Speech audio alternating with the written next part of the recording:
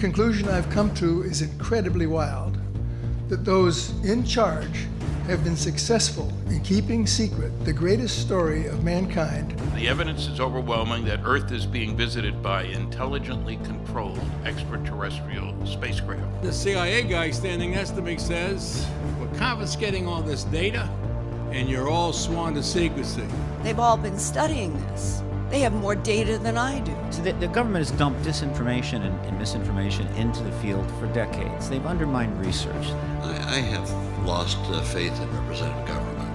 I truly think we're in gridlock. It doesn't work, and so we need to make a change. I think it's ignorant of any people not to seek out what we need to know to continue the universe. You give this committee a lot of reasons for us to say, open those files.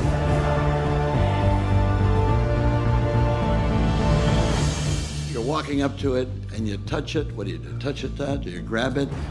Tell us about that. Okay. I started doing the walk around 360 of the object. And as I came around, I seen there was an inscription on the front. And this is what you saw, right? That's what I saw. So I started walking around the craft, and I seen the glyphs. And as I, ran my hand from the fabric of the craft, it was smooth to touch. You ran your hands along it? Oh, yeah. I believe that the time is now to lift the veil of secrecy that has shrouded this subject for over 60 years, and the subject of UFOs should now be openly accepted in the mainstream media.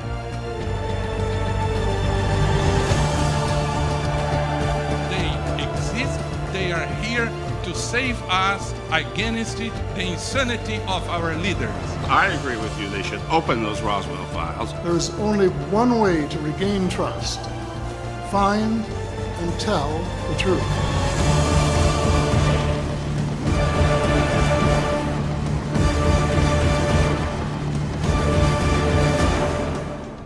If it's out there, if it's real, we have a right to know. Third Phase, Blake Cousins here. We're with Stephen Bassett, the head of the congressional hearing over there in Washington, D.C. Multiple people come forward, share their incredible testimony. Generals, politicians, and the gamut, doctors. You know what? We got them right here on the radio, and we want to ask them what just happened November 5th. Something went down over there in Washington, and you were part of it, Stephen Bassett. Welcome to Third Phase. Great to be with you. Blake, look, we launched the Congressional Hearing Initiative on the 5th of November when DVD video records of the entire citizen hearing on disclosure held last year at the National Press Club was shipped to the entire Congress. That's there are 3 vacant seats, so it's 538 offices. That's 5,380 DVDs.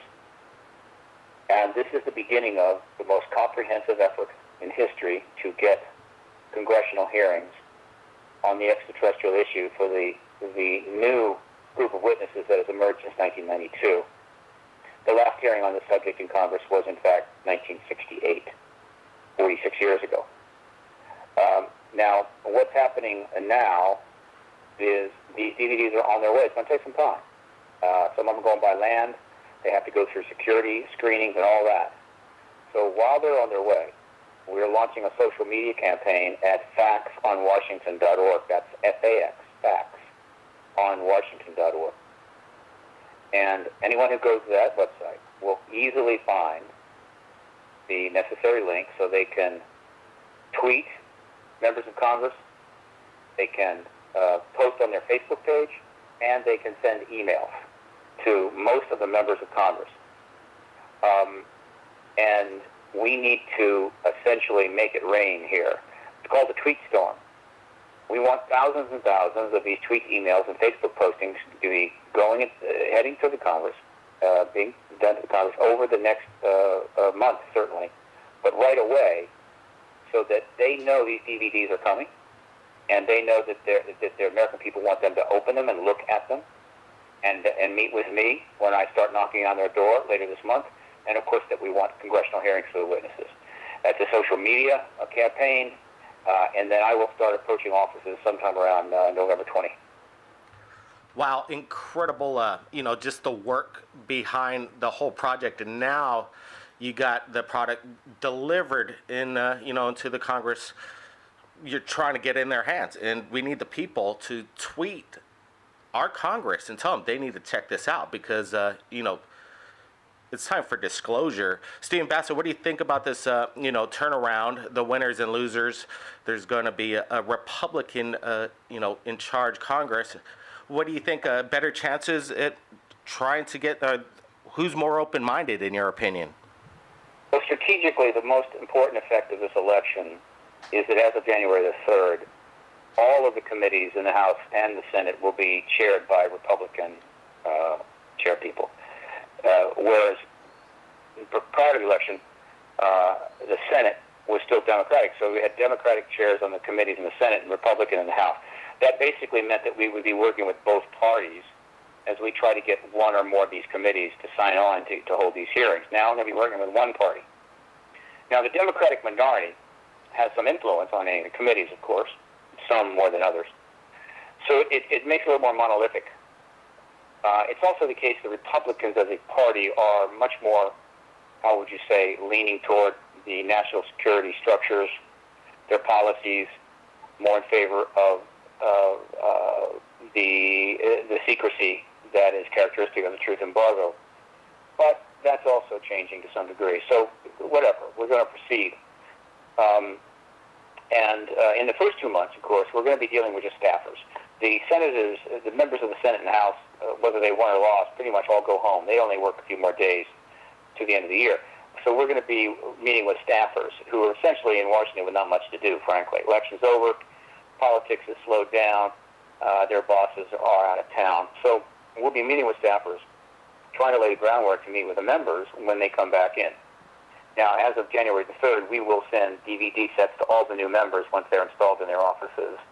But for now, we're dealing with the interim, not the interim, but the end of this congressional session. Those that lost have an opportunity here. They're on their way out. In many cases, their political career is over.